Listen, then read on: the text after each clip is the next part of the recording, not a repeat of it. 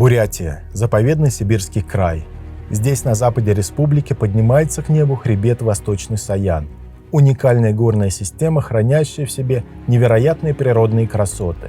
Протянувшись на сотни километров, здесь практически отсутствует цивилизация, а присутствие человека минимально. Основная площадь этой территории покрыта безлюдной тайгой. За высокими перевалами, непроходимыми болотами и каньонами бурлящих рек сокрыт нетронутый мир саянской природы с чистейшими, полными рыбы озерами и реками, кедровыми лесами, богатым разнообразием животных и птиц. Здесь со склонов высочайших пиков в долины стекают тысячи ручьев, собираясь в большие и малые реки. Так зарождается Бийхем, один из двух главных истоков величественного Енисея. Район его формирования в Восточных Саянах крайне труднодоступен, что позволяет и по сей день сохранять первозданность этих мест, прикоснуться к которой удается лишь отважным и сильным людям, променявшим комфорт городского быта на трудности и лишения походной жизни.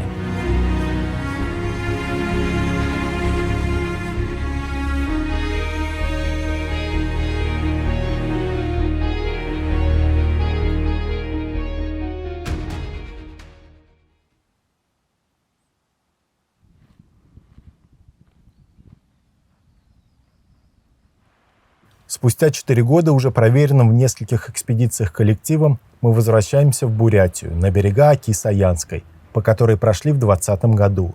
В этот раз задачи перед нами стоят более серьезные. Для начала нам нужно заброситься в район пика топографов, на западных склонах которого зарождается Бийхем, один из двух главных истоков сибирской реки Енисей. Наша цель – пройти его верхнее течение до поселка Тоора-Хем в Тыве. В 2019 году наша команда уже побывала на Каахеме, зарождающемся в Западном Саяне, и с тех пор мы мечтали посетить второй исток самой полноводной реки России. Но для осуществления мечты требовалась тщательная подготовка и наработка определенного опыта, так как маршрут ко второму истоку проходит по отдаленной и безлюдной горной местности в глубине Восточного Саяна, а сама река классифицируется 5-й категории сложности из 6 возможных. И вот мы уже в тысячах километров от дома, на машине высокой проходимости преодолеваем первый в этой экспедиции брод через Оку Саянскую, чтобы начать движение вверх по ее притоку, реке Тиссе.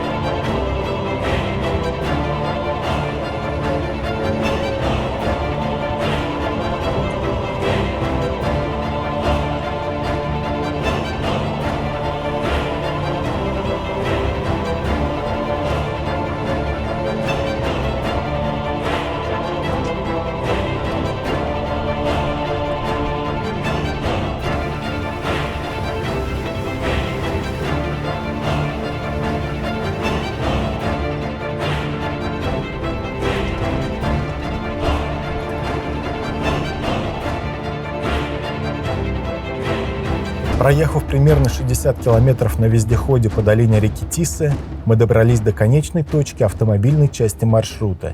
Здесь заканчивается даже та убогая дорога, которую мы ехали сегодня порядка 6 часов. Дальше можно идти только пешком. Уточняем детали следующего этапа движения по маршруту с нашим водителем Анатолием и провожаем его в обратный путь. А сами начинаем устанавливать лагерь и обживать стоянку.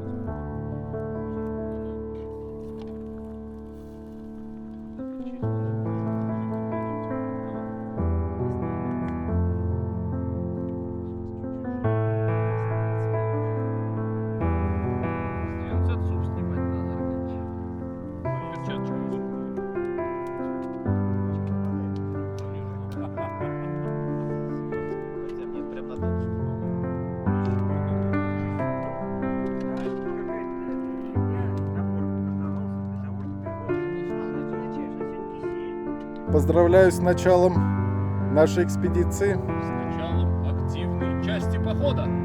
Как? Ура! Ура! Будем.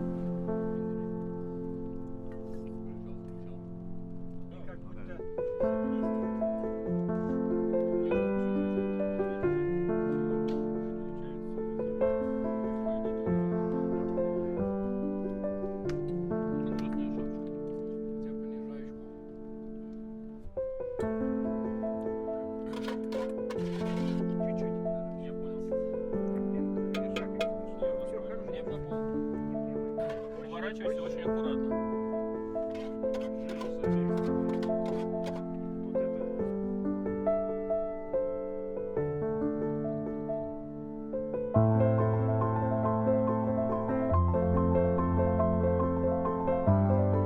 Наверное, вы уже задались вопросом, как же они пойдут дальше со всем этим грузом. Так вот, следующие 60 километров до озера Карабалык нас будет сопровождать караван из 7 лошадей и 3 проводника-бурята. Как выяснилось утром первого ходового дня, нас поведут 3 совсем юных парня, на вид моложе 18 лет. Хозяин лошадей и старший дядька, который помогал вязать наш груз на лошадок, заверил, что пацаны справятся, им не впервой. Доля скепсиса у нас, конечно, присутствовала, но забегая вперед, скажу, что парни справились на отлично.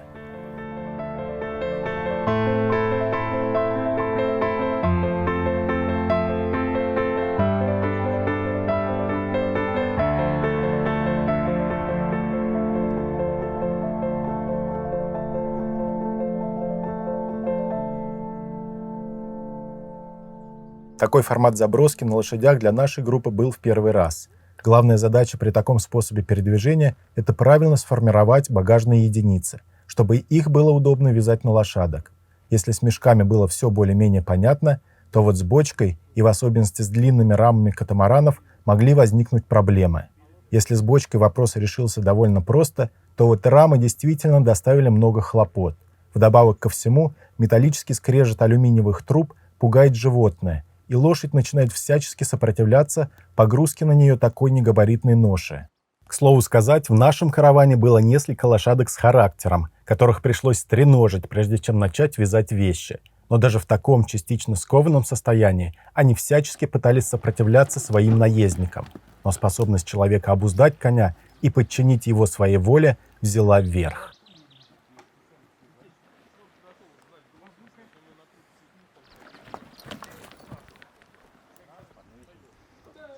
Спустя некоторое время процесс погрузки был завершен. Почти 300 килограммов экспедиционного груза было распределено по всем лошадям, и караван тронулся в путь. Следующие 2 дня нам предстоит подниматься по заповедной долине реки Тиссы, чтобы выйти под перевал, ведущий в Тыву.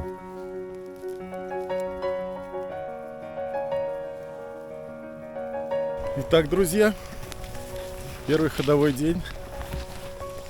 Вышли с лошадьми в сторону озера Карабалык, в сторону Тывы. В ближайшие 3 дня мы будем идти вдоль реки Тиса, пока не выйдем под перевал, через который мы перейдем в Тыву. И уже в Тыве мы выйдем на озеро Карабалык, откуда и начнется наш сплав. Но пока у нас пешая часть, а лошадки везут наш груз.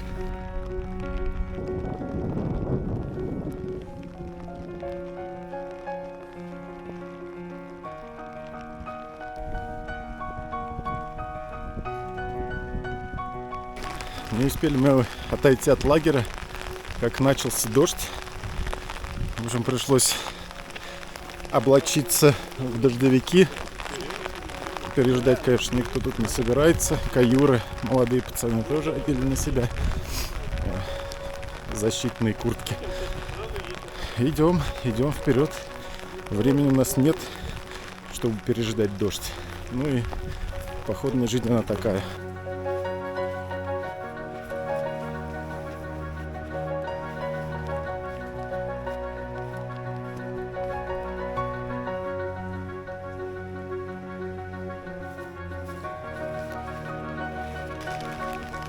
Поднимаемся на перевал. Идет небольшой дождь, продолжается. Несколько лошадей остались сзади. Ребята поправляют груз, потому что съехал на бок рамы. Очень неудобно на лошадь вязать. Ну а две лошади впереди. Мы между ними.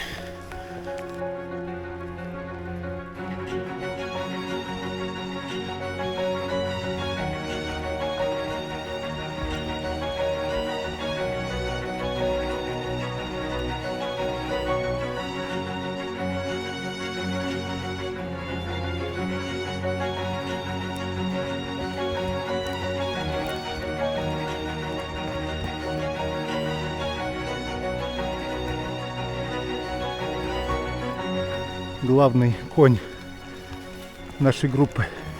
Не смеши. Вперед, Виктор Аркадьевич, вперед. Перевал уже близко.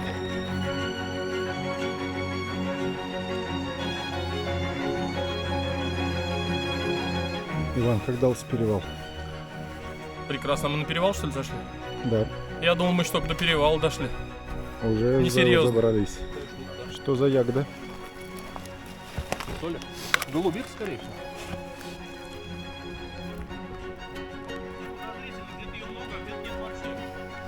Ну, как-то так. Обалденно.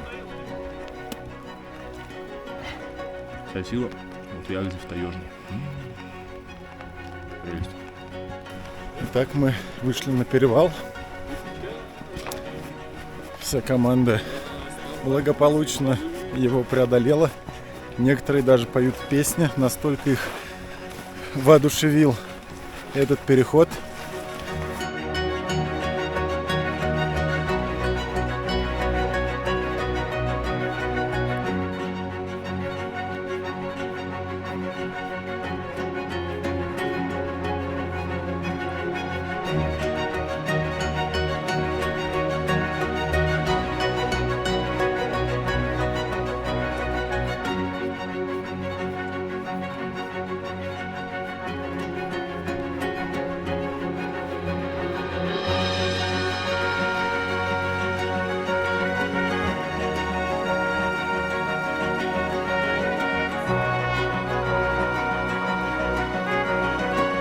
Спускаясь с перевала мимо озера Шутхулай-Нур, нашему взору открылась вся долина, по которой нам предстояло идти.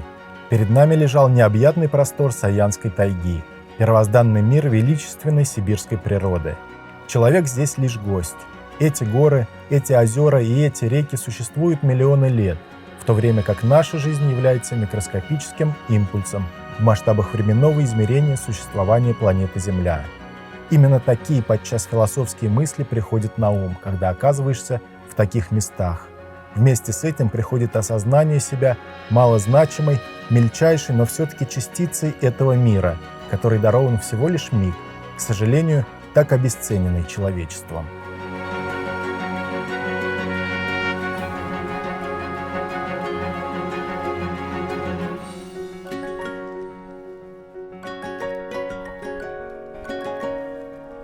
Спустя несколько ходовых часов мы вышли к броду через реку Шутхулай. Уровень воды невысокий, что позволило быстро преодолеть водную преграду и двигаться дальше. Первый ходовой день близился к концу, и вскоре нужно было вставать на ночевку. Вадим, переводите дедушку через реку? Не через улицу.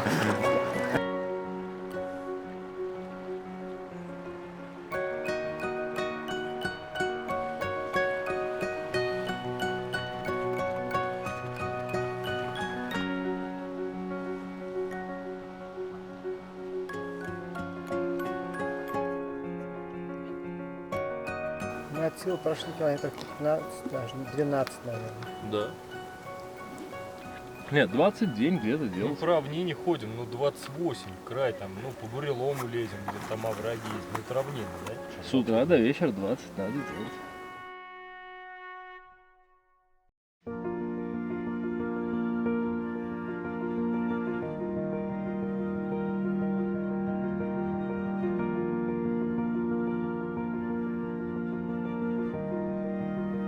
Второй день начался снова с погрузки лошадей. Теперь этот процесс не требовал много времени, за исключением пары коней, которые всячески протестовали против использования их как грузоперевозчиков.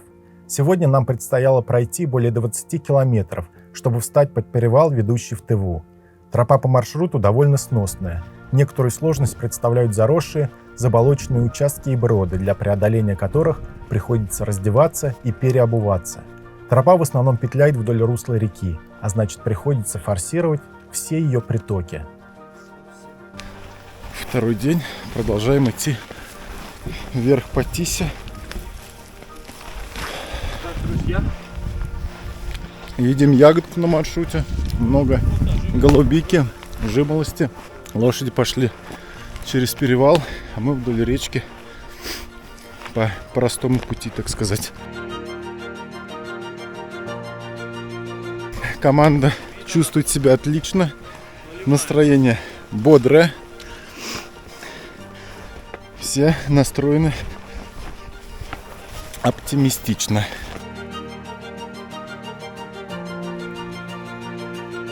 На одном из отрезков тропы караваны группы разделились. Проводники повели коней через перевал, а нам сказали держаться по старой тропе вдоль реки. В какой-то момент мы вышли на большое обрушение скальной породы. Даже негруженным лошадям здесь не пройти. Такое ощущение, что в этом месте осыпалась целая гора.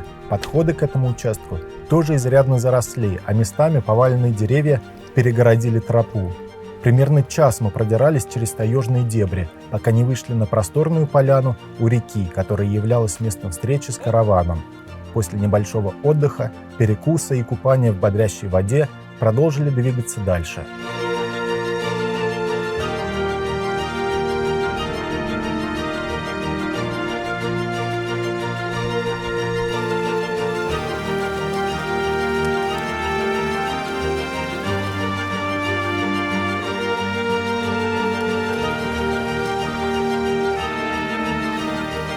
Переходим к Тису. Тропа уперлась, лошади быстренько перебежали, ну а мы вот теперь обулись и идем. Здесь не глубоко, по колено. Еще один брод. Очередной.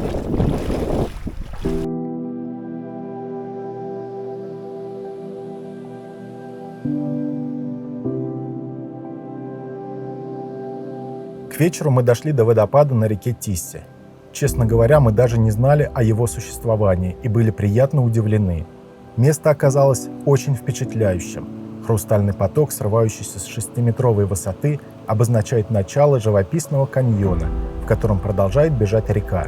Настоящий образец великолепия саянской природы, который останется ярким воспоминанием у каждого из нас.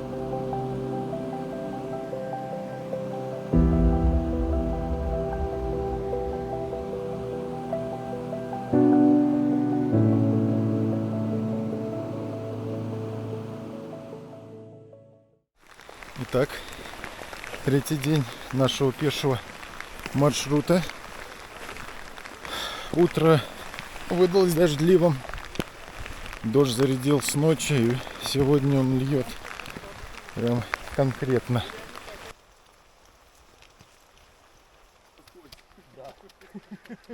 Чав-чав, что-то там такое чавкали, из-под копыт прекрасно идет.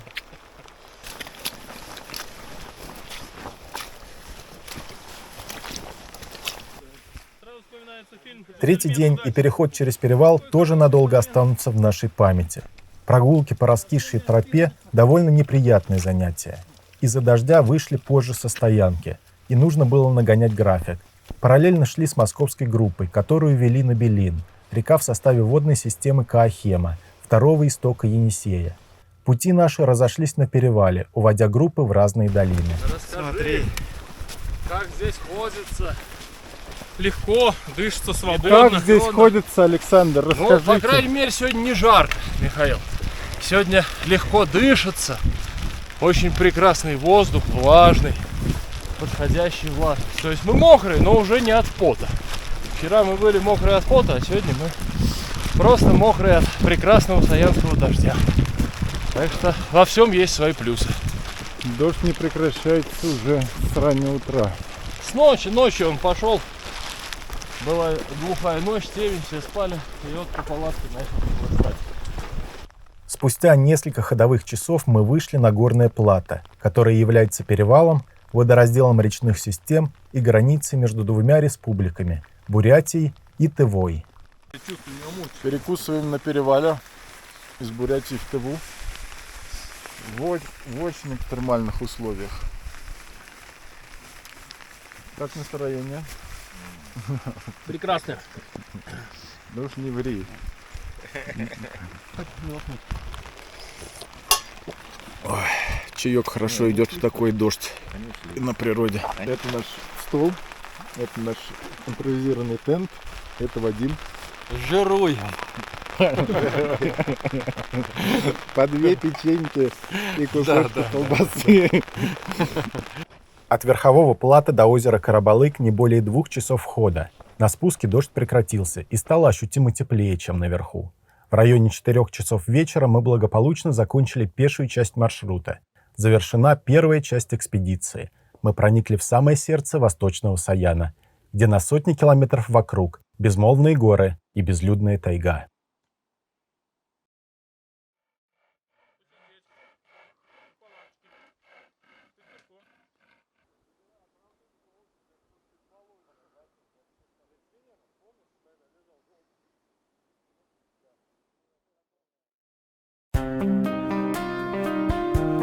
Следующие 2 дня решили провести на озере.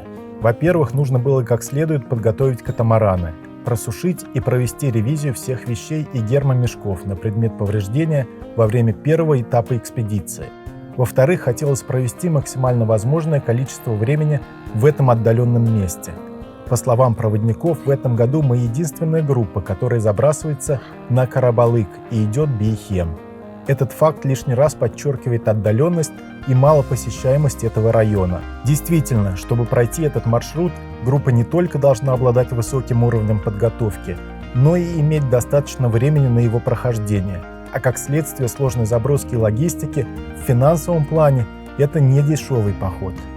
Активная часть экспедиции была разложена на 15 ходовых дней.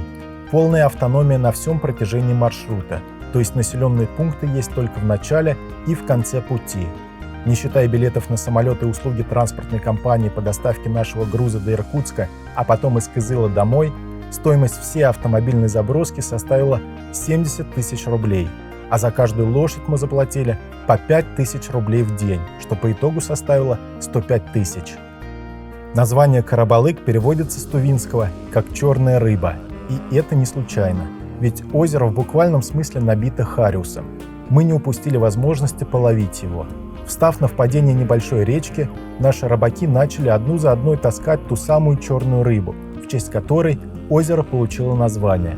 Хариус любит быстрое течение, поэтому и держится на впадении ручьев и рек, поток которых выносит разных мушек, составляющих основной рацион этой рыбы. Хариус здесь крупный, попадаются килограммовые экземпляры, поэтому мелочь меньше полкило отпускаем подрастать. Рыбалка в этот вечер выдалась динамичная, азартная, что можно увидеть по блестящим от восторга глазам нашего главного рыбака Саши Смирнова. За пару часов было добыто несколько килограммов хариуса. Активный клев продолжался и дальше, что можно было затарить рыбы на весь поход. Но мы берем ровно то количество, которое можем съесть сразу, и немного на следующий день, чтобы сохранить свежесть и вкусовые качества продукта.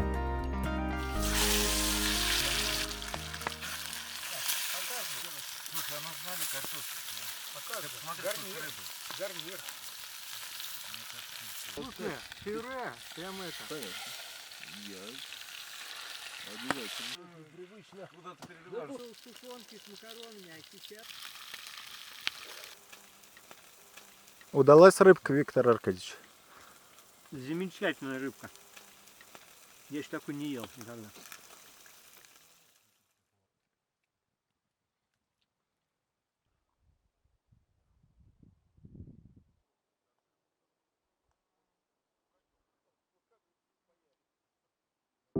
Географически озеро Карабалык находится на территории Республики Тыва на высоте 1600 метров у подножия юго-западного горного отрога пика топографов. Озеро заполняет котловину, протянувшуюся с востока на запад, общей длиной более 7 километров. Питается водоем за счет нескольких рек, стекающих сюда с окрестных вершин. Наиболее крупные из них – Кокхем, зарождающийся на западном склоне пика топографов. Являясь основным резервуаром воды в этом районе, Карабалык дает начало и питает ключевую реку Восточного Саяна – Бийхем или Большой Енисей, один из двух главных истоков Великой Сибирской реки. Здесь, среди девственной дикой тайги, пустынных гор, в Саянской колыбели, формируется исток, начало могучей силы, мощной стихии, седьмой крупнейшей реки на планете под названием Енисей.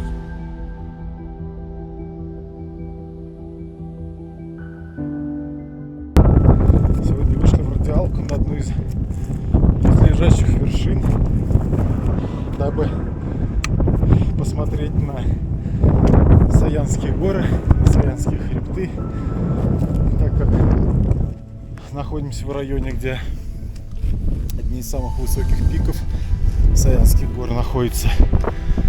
Сейчас группа осталась в лагере, трое вышли на восхождение. Рыбаки у нас продолжают заниматься добычей, подготовили катамараны. Сегодня еще денек гуляем, а завтра начнем сплав. Вершина Приозерная на 1000 метров возвышается над озером Карабалык. Отсюда открываются потрясающие виды на весь район. На северо-востоке поднимаются хребты пика топографов. Просматривается долина реки Кокхем и ее верховые озера. Правее на востоке, как на ладони, виден перевал в Бурятию, через который мы пришли сюда. А внизу, затерявшись среди гор и тайги, раскинулась озерная гладь, которая рождает новую реку. И все эти природные богатства есть колыбель Енисея.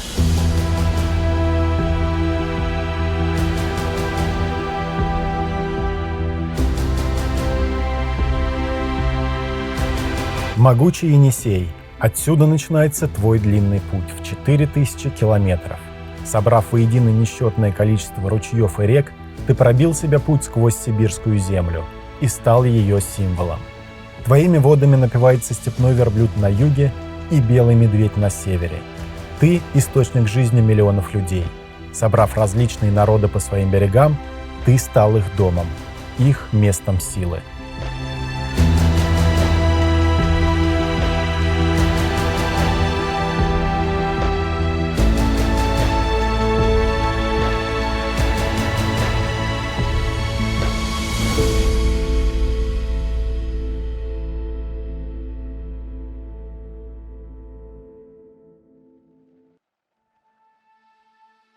Сегодня начинаем вводную часть маршрута. Нам предстоит пройти 280 километров по Бийхему до поселка Туарахем. Этот маршрут можно разделить на два участка. От озера до водопада – это первые 100 километров, и от водопада до поселка. Первый участок в основном имеет каньонный характер, вследствие чего представляет наибольшую сложность.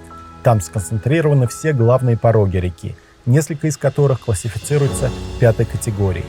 Большим преимуществом Бийхема является то, что категорийность препятствий идет по нарастающей. Это позволяет экипажам сработаться и привыкнуть к судам, чтобы уже уверенно чувствовать себя на более серьезных порогах.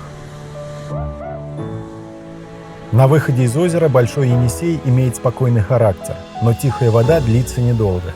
Примерно после первых 10 километров течение реки ускоряется, и она начинает стремительное падение, превращаясь в одну сплошную шиверу с порогами. Все первые препятствия 3-й и 4-й категории сложности, такие как Огурец, Шведский каскад, Водопадный, Сухой, шли без разведки, страхуя с воды катамаран-двойку. Бочку пробивай! Пробивай бочку! Давай, вот молодца! Больших сложностей при прохождении ни один из них не вызвал, но для команды это была отличная тренировка. Особенно запомнился Шведский каскад, в котором идет мощное падение реки на протяжении 5 километров. Мест для чалки практически нет. Река мечется среди скал и валунов, грохочущим рыком, нарушая тишину окрестных гор.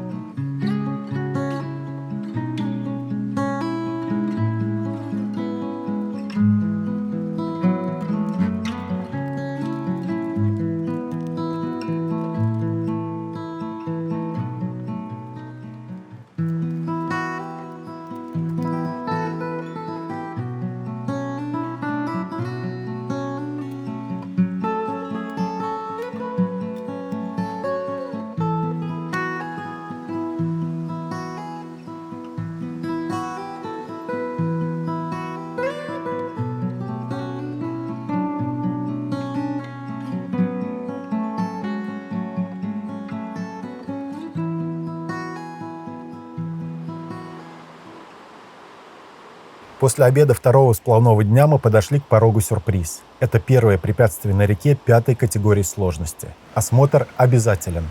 Река на этом участке входит в высокий каньон. Порог начинается с довольно продолжительной разгонной шиверы, в которой несколько небольших сливов. Основную сложность здесь представляет большое падение реки после крутого правого поворота и последующий навал основной струи на скалу правого берега. Это место требовало детального осмотра и планирования траектории движения. Решили заходить по центру порога, после чего смещаться к правому берегу, а перед скалой резко уходить от прижима к левому. Осмотрев все ступени сюрприза, начали движение по намеченному плану.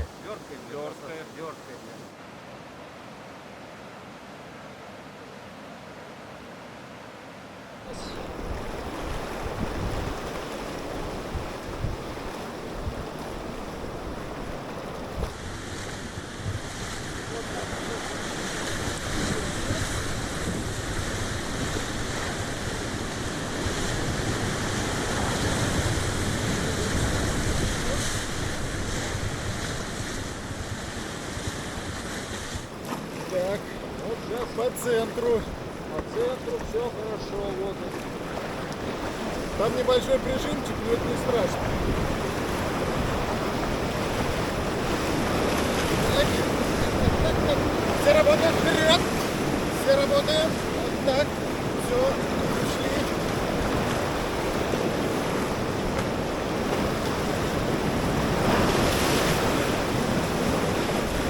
И вот сейчас. Вон камень, видите? Большой камень. Большой камень. Вот заходим от левого берега к нему. Вот так держим. И оставляем его вправо. Все, спокойно, спокойно. И жмемся к правому берегу.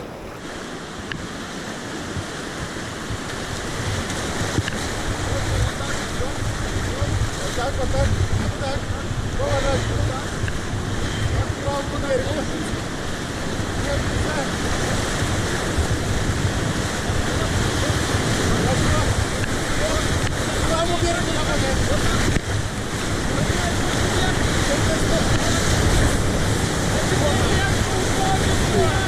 Ваня, зацеп! Вперед! Вперед, помогаем! Вперед! Отлично!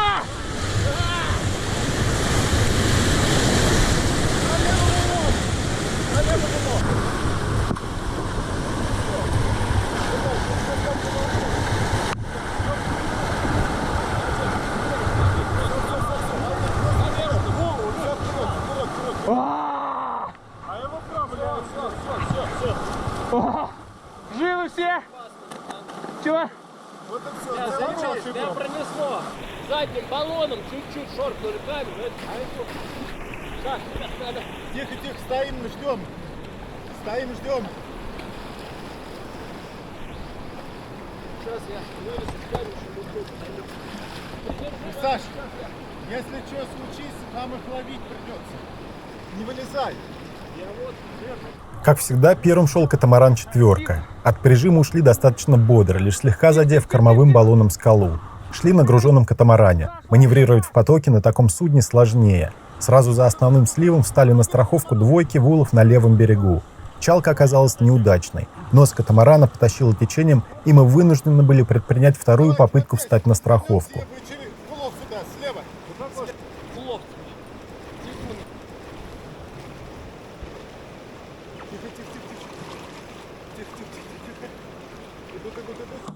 Во время второй чалки у Вадима вырвало весло, оставшись лежать на берегу. Тем временем наша двоечка успешно прошла порог, а нас понесло боком через очередной слив. Смотри, что сзади. Там почта. Разворот.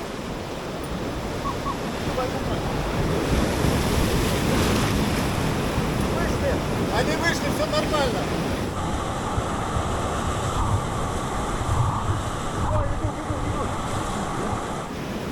Ой, идут.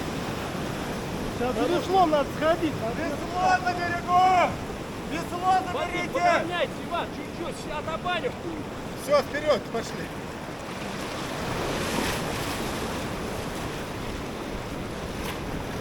Давай вот так, слив. Камень! Под левый берег. Под левый, под левый. Порог тянется. Вперед, вперед, вперед, вперед.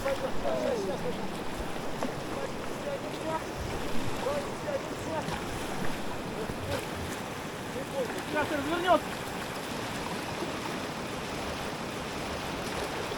С третьего раза нам все-таки удалось зачалиться, но пришлось возвращаться назад по берегу в поисках утраченного весла.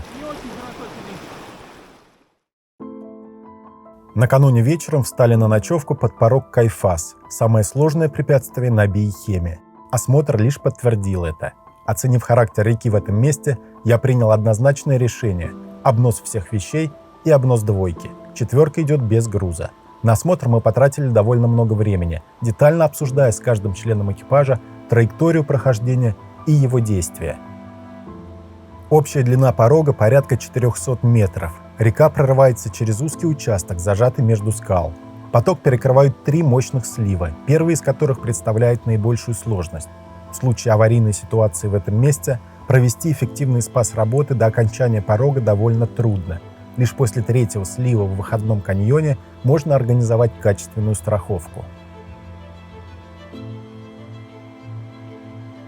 Первый и самый мощный слив порога имеет перепад более 2 метров.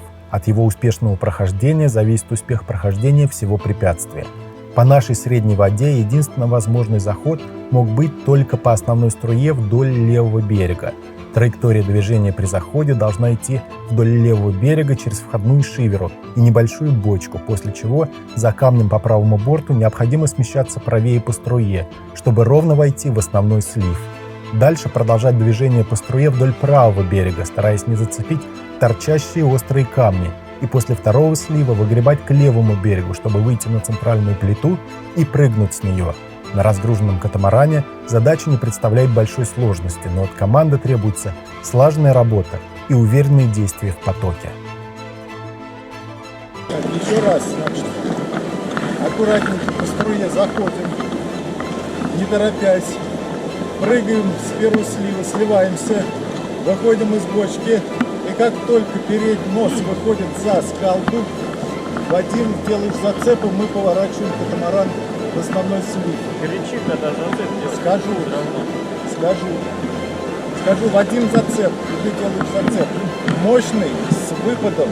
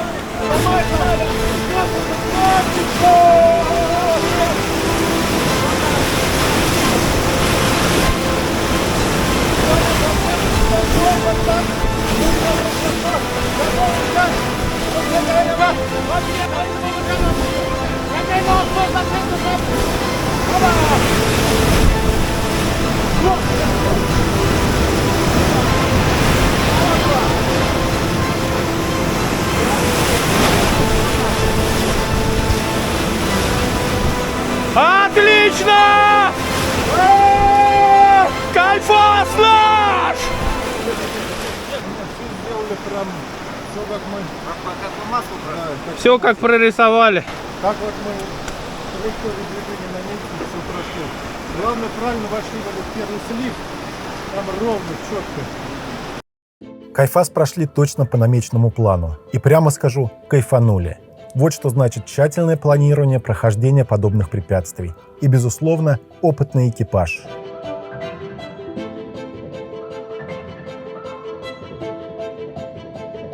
В этот день мы прошли совсем небольшое расстояние. Полдня потратили на осмотр и прохождение Кайфаса. Потом был порог узкий, который тоже осматривался. И вот только к вечеру мы подошли к последнему сложному препятствию на Бий-Хеме. Порог с красивым названием Элен классифицируется 5-й категорией сложности. Его характеризует мощный поток, падающий по ступеням скальной лестницы со сливами более 1 метра. Самый опасный последний слив с бочкой и мощной стоячей волной на выходе. Траектория движения абсолютно понятная. идет вдоль левого берега. Шли без разгрузки судов. Двойку страховали на выходе из порога.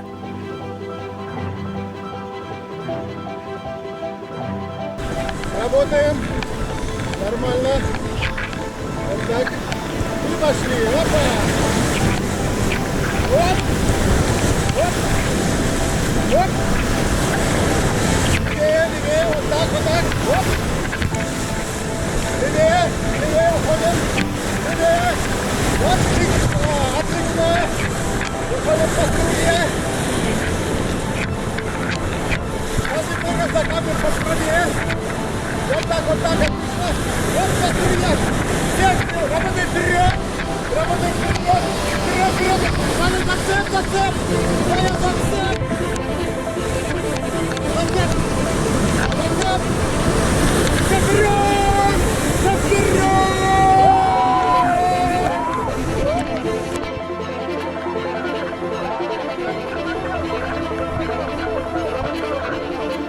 С экипажем двойки договорились, что на выходном сливе они должны по возможности держаться как можно ближе к скале левого берега, чтобы избежать попадания в основной пенный котел. Мужикам удалось выйти на заданную траекторию и обойти центральную бочку, но удержать судно по струе на входе в слив они не смогли, в результате чего их развернуло кормой и выплюнуло на основной поток. Это произошло так мгновенно, что они даже не осознали, как оказались на чистой выходной струе.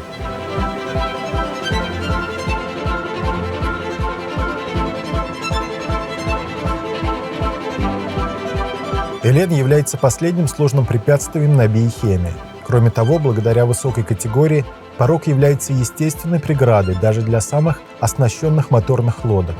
Ниже по течению река немного успокаивается, и там уже можно встретить рыбацкие моторки.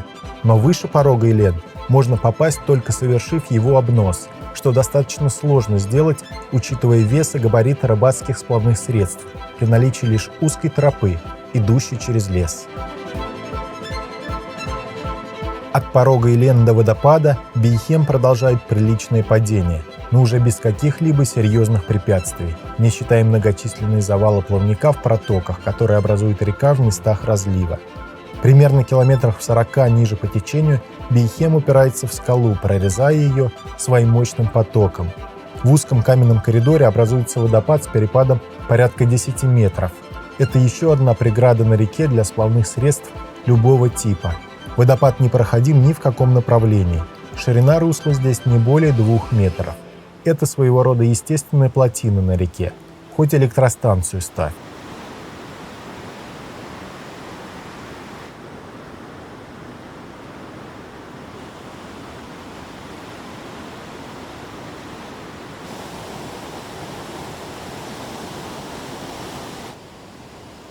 Снизу до водопада уже спокойно доходят рыбаки. Это отличное место на Бейхеме, чтобы попытать удачу и поймать трофейную рыбу. Присутствие человека здесь уже очевидно. Пробита отличная широкая тропа, практически дорога для обноса. Внизу целый галечный пляж с местами под палатки. Видно, что ездят сюда много. Когда мы пришли, на одной из площадок уже стояла группа из 6 рыбаков, а позже подъехала еще одна лодка. Мы тоже решили остаться здесь на ночевку.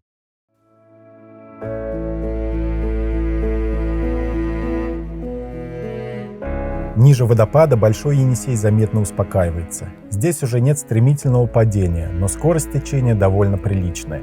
Река петляет среди леса. По берегам периодически встречаются охотничьи зимовья, таежные срубовые домики, куда охотники приезжают на промысел. Остановившись на обед, мы обнаружили в глубине леса одну из таких избушек. Возможно даже, что это круглогодичная стоянка егерей. Уж очень добротно все сделано.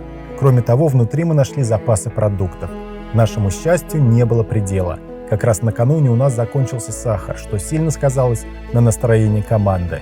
Пришлось немного позаимствовать из запасов хозяев. И, как водится по законам тайги, обязательно нужно оставить что-то взамен. Решили обменять банку тушенки на килограмм сахара, немного соли и сухого молока.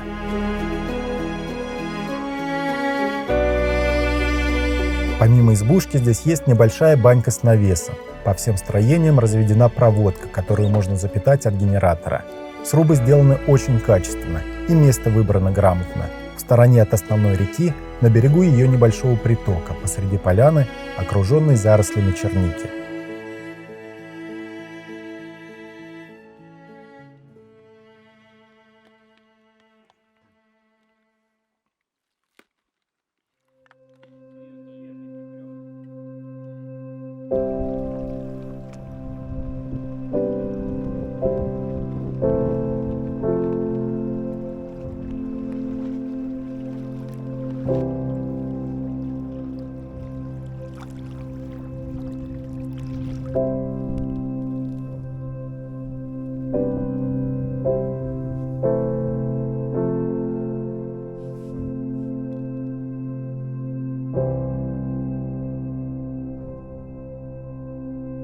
На 13-й день похода мы решили сделать полноценную дневку, как следует просушиться и попариться в походной баньке.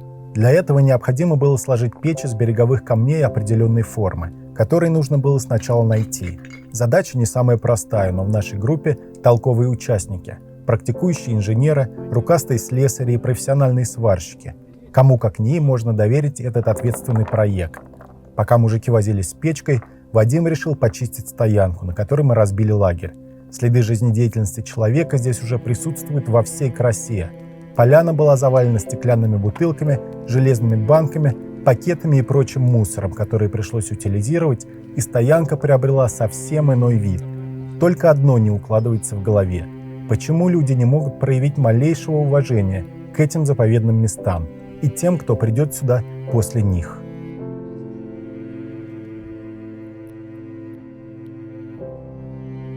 Тем временем печка уже была готова и пыхтела синим дымом, разогревая камни для будущей бани. Процесс топки не быстрый. Чтобы накалить как следует каменку, требуется не менее 4 часов. После того, как печка достаточно прогреется, необходимо убрать все угли, после чего можно устанавливать баню-палатку и идти париться. Для этого мы навязали веники из таежной березы. Поверьте, ничего не может быть лучше парения в тайге после 2 недель походной жизни.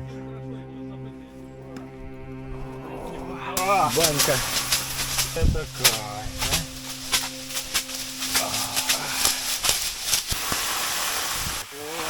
Хорош.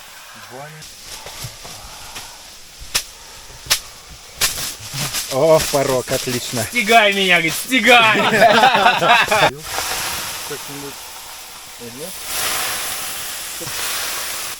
О, пошла жара.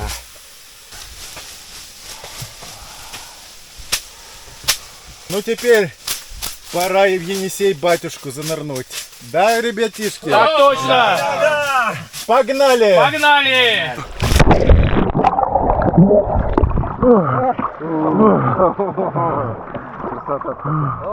Вот это хорошо!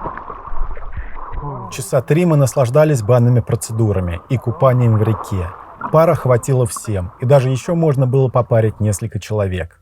Очень не хотелось прекращать этот приятный процесс, и только предвкушение вкуснейшего походного ужина заставило нас остановиться. За самый прекрасный день. Банный день. По старой сибирской традиции с эхом тост.